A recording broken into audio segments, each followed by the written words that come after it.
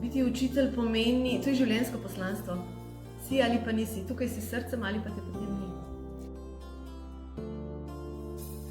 So drugačni, ampak slabih otrok ni. So različne razmere, so različne, mogoče napačne odločitve, ampak otroci so še vedno tisti srčni, če jim le pustiš, da ti pridejo blizu. Moj način dela je drugačen, kot je bil včasih.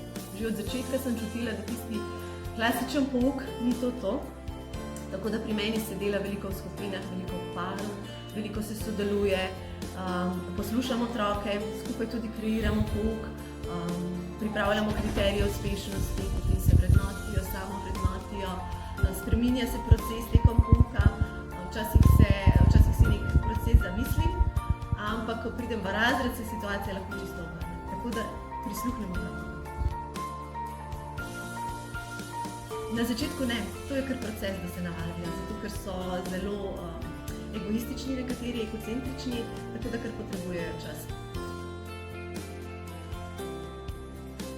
Velikokrat, ja, sodelujemo s tačkami pomagačkami, imamo specialno pedagoginjo Heleno Kokot, ki sodeluje z njimi in ona je bila tista, ki jih je pripeljala prvič v razred. In otroci so sprejeli Gogija z največjim veseljem. Energija v trenutku. Nasmeh na obrazih, iskrice v očeh, pripravljeni so narediti za tega psa čisto vse.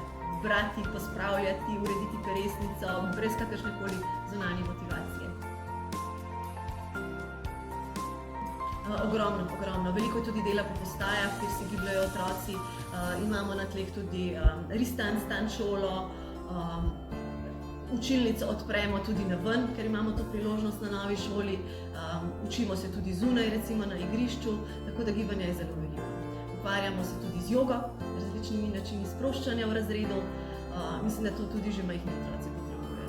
Tako z veseljem sprejmejo. Učiteljica sem.